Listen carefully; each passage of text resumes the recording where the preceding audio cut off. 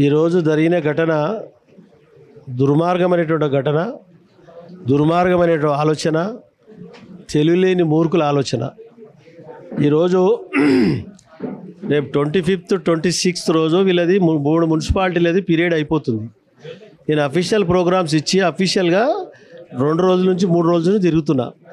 దాన్ని కాంగ్రెస్ కార్యకర్తలను ఎంబడేసుకొని నువ్వు ఇనాగ్రేషన్ చేస్తలేమనడేమో వాళ్ళకి తెలివిలేని మూర్ఖత్వం.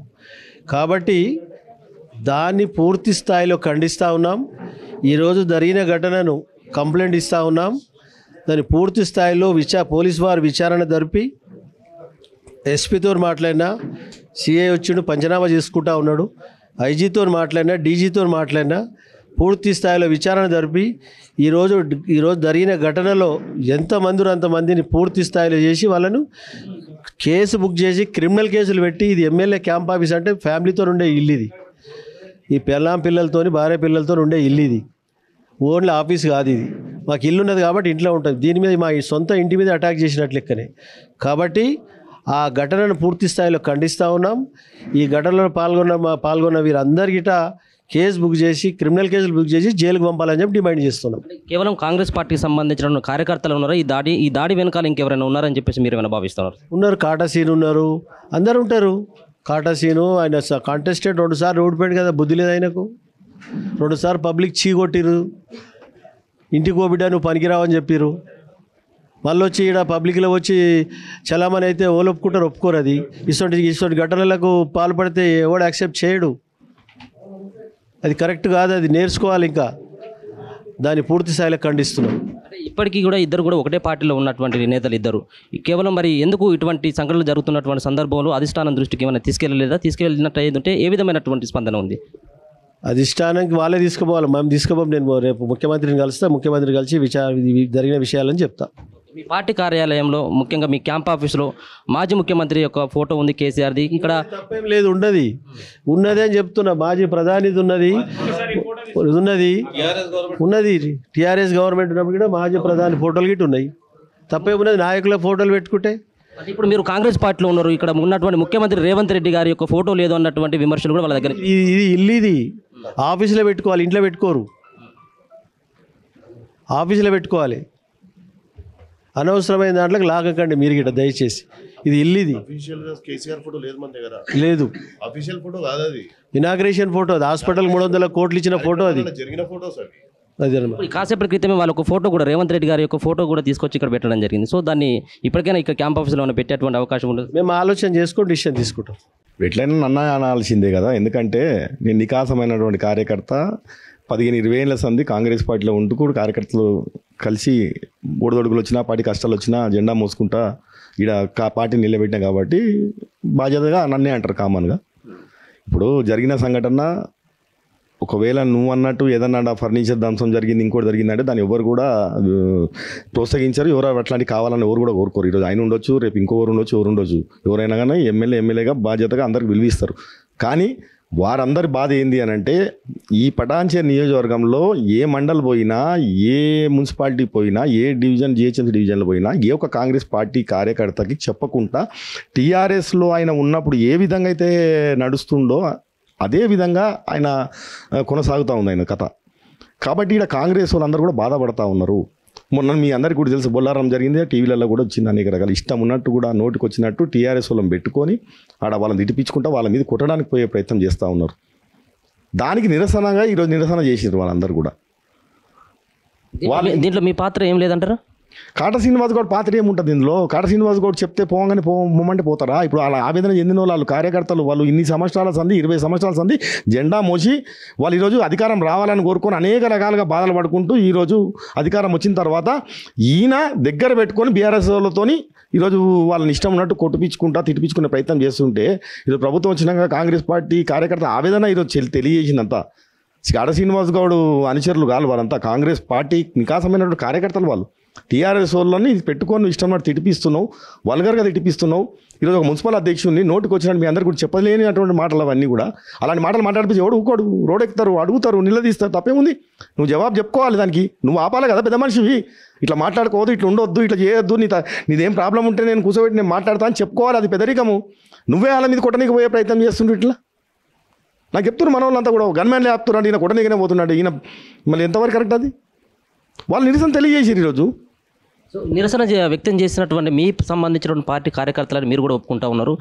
మీ సంబంధించినటువంటి పార్టీ కార్యకర్తలపైన కేసులు పెట్టడానికి మేము సిద్ధంగా ఉన్నామని చెప్పేసి ఆయన చెప్తా ఉన్నారు. సో కేసులు పెట్టినటువంటి తర్వాత మీరు కాంగ్రెస్ పార్టీ సీనియర్ నేతగా ఉన్నటువంటి సందర్భంలో వాళ్ళకు ఎలాంటి భరోసాని ఇవ్వదలుచుకున్నారు? ఆయన ఎన్ని కేసులు పెడతాడు, ఏం కేసులు పెడతాడు, పెట్టినాక మాట్లాడతావా అన్నీ కూడా? ఎవడైనా భయపట్టాడు ఎవడన్నా? చూస్తాం రేపు ఏం కేసులు పెడతావు, ఏం పెడతావు. నికాసమైన కార్యకర్తలకి నువ్వు ఆ పార్టీలకి ఈ పార్టీలకి 4 రోజులు పూడొక పార్టీ మారేటోనివి, నువ్వు వచ్చి ఇళ్ళకి వచ్చి పెత్తనం జిలాయించి నువ్వు కేసులు పెడతా అంటే ఇక్కడ చూసుకుంటా కూర్చుంటావు ఎవడన్నా? చూద్దాం ఏం కేసులు పెడతావు నువ్వు.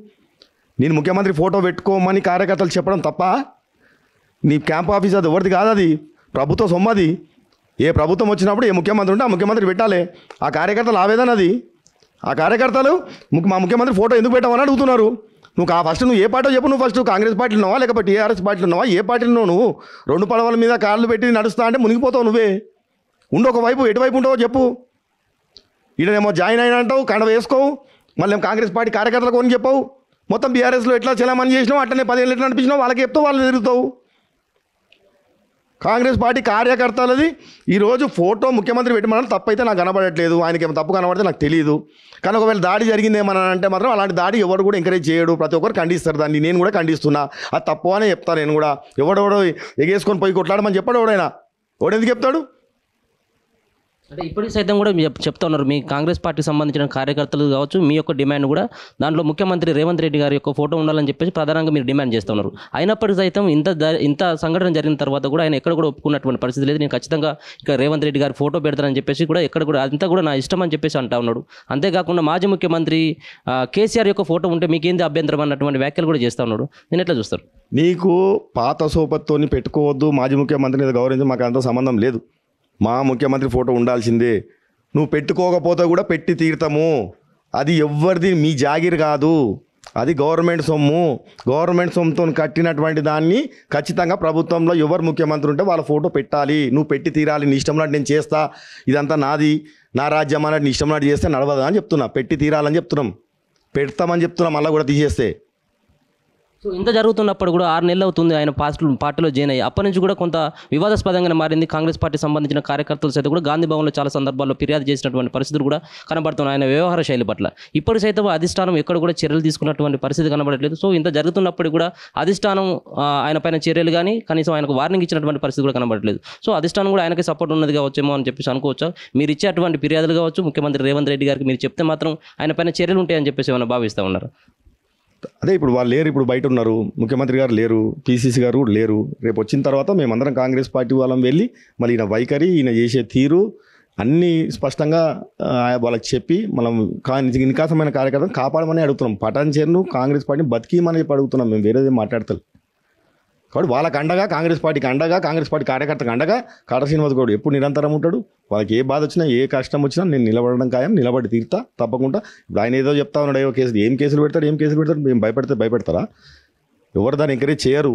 ఎవరో తప్పు గుట్టి ఆయన చేయించి నేనే చేయించి అంటే వాళ్ళు ఆవేదన చెంది అంటే వాళ్ళు ఇష్టమైనట్టు తిట్టితే, ఇష్టమైనట్టు వల్గర్గా మాట్లాడితే కూడా మూసుకొని కూర్చోమంటారా?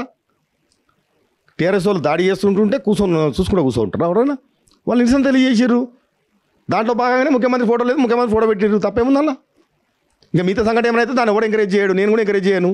దాన్ని ఏం కరెక్ట్ అని కూడా అన్నాడు. అలాంటిది ఏమన్నా ఆడ ఉన్న ఆవేశంతంగా ఏమైనా జరిగితే దానికి నేను కూడా దాన్ని ఒప్పుకోను కదా.